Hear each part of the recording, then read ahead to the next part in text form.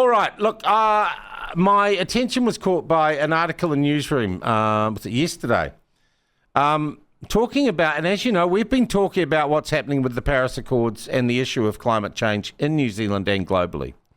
And what appears to be the government's decision to slowly and carefully deconstruct our commitments to the Paris Accord and change the net zero vibe to reflect what is a growing global rejection of what I have called climate change hysteria. But I was interested to read a piece by climate change expert Kevin Trenberth in Newsroom yesterday, where he kind of admitted that, yes, Paris might be dead, but he still says we got a problem and we got to figure out how to address it. And I thought they were ideas worthy of discussion. So Kevin Trenberth joins us by phone now. Kevin, thank you for coming on the platform. Nice to have you with us. Yes, good morning, and good morning to everyone. All right, Kevin, what's your background? What are your qualifications? Are you a professor, a doctor, whatever? I got my undergraduate degree at the University of Canterbury. I grew up in Christchurch, but after I joined the New Zealand Meteorological Service for a while, I went to MIT and got a doctorate, and I came back to New Zealand for 7 years, worked in the Met Service, and then went to the University of Illinois and then to the National Center for Atmospheric Research, where I worked for 36 years. Right. So I've spent over 40 years in the United States and had a lot of interesting experiences there. I retired in 2020 and returned to New Zealand. I'm now residing in the Auckland area, and I have an affiliate faculty appointment at the University of Auckland, but I'm also a distinguished scholar at NCAR, the National Center for Atmospheric Research in Boulder. So I continue to do a certain amount of research. I just don't get paid anymore. Okay. And I understand you have done work or been associated with the panel, the IPCC, the International Panel, yes, or Intergovernmental Panel on Climate Change. Yes, as much as anybody during the first four assessments, at least, and that was when we got the Nobel Peace Prize along with Al Gore in 2007. The IPCC did, or you did? IPCC did. Okay, all right. Well, little corner of it's yours then, Kevin. I beg your pardon? A little corner of that Nobel Prize is yours then. A little tiny bit, yes. I'm glad you mentioned Al Gore, so let's go there. I've had a lot of close relationships with Al Gore. You know what? It didn't all turn out the way he said it would, did it? We're still here. The planet hasn't exploded. He's a funny guy, and he's hard to talk with. He tends to preach. But he called me up on the phone and wanted to find out about climate change. And I spent an hour and a half on the phone with him. And subsequently, I testified before Congress when he was a senator, before he became vice president, on a few occasions. And he also called me up again after Tennessee, where he was a senator from Tennessee, had extensive flooding. And I talked to him and educated him a lot about how the extremes of climate are changing.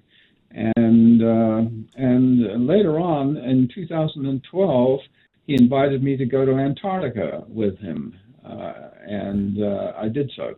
Yeah, but Kevin, look, all these dire predictions just haven't come true, have they, Kevin? Well, many of them are coming true. Which I don't ones? know what you mean by that, because extremes are certainly increasing around the world. Well, and that would be scientific. No, well, they're not actually. If we look at them over, over time, they're not really. I don't know if you've read of any of Ian Wishart's research, but claims in New Zealand of extreme weather events, if you actually go back through even the available historical records, which are often not taken into account by scientists who have an axe to grind, We don't have more extreme weather events. Fewer people are dying from natural disasters. Fewer people are dying from natural disasters around the world. Fewer people are dying from natural disasters around the world year after year after year, Kevin. Well, that may or may not be true. It is true, because Kevin. There's more people too that are getting affected, but that's because we put out great warnings, and that has nothing to do with whether or not the climate is changing. Kevin, how much has sea level risen around? Okay, let's take another one. How much has sea level risen around New Zealand? New Zealand global sea level is rising at around about 5 millimeters per year. Is that outside a historical norm? Is such fluctuation normal? Yes. Okay. How far back do records go on sea level? They're not that reliable. The main thing we have are stations around the world back into the 1800s or thereabouts. But the global record starts in 1992. Which is just too little data to make any real conclusions, Kevin? Well, except that the global sea level has continued to rise. How old is the planet? How long have the oceans existed for, Kevin? That's a silly question. No, it's not. You're a scientist. You should know the answer. How long has the Earth been covered by water? And you're saying 1992. There's always been ups and downs, of course, but the thing is that any climate change has to have a cause. There's a lot of natural variability that goes on, which is related very much to the interactions with the ocean and the cryosphere, the ice, and they occur on very long time scales. But now we have quantitative evidence that the heat imbalance is occurring with the planet, and the planet is warming up, and we have good evidence for that. Has the planet warmed up before? Increases in extremes going on as a consequence. Has the planet warmed up before? It has warmed up. Yeah, okay. Has it cooled down before? On very slow time frames, over thousands of years, not on 100 years. Yeah, which is the only time we've been able to measure. How much ice is there down in Antarctica at the moment? There's a lot of ice in Antarctica. Oh, I thought it was all going to be gone by about now. No one's ever said that. Okay. Has the IPCC revised downwards its predictions for global warming? No. Well, the whole idea behind the IPCC is to give projections as to what could happen if we continue on our current course.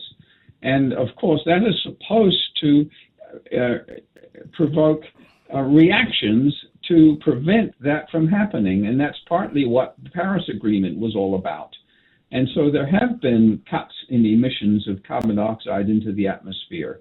And there has been some progress in increases in renewables to decarbonize. What proportion of carbon dioxide in the atmosphere is made by men or people, human beings?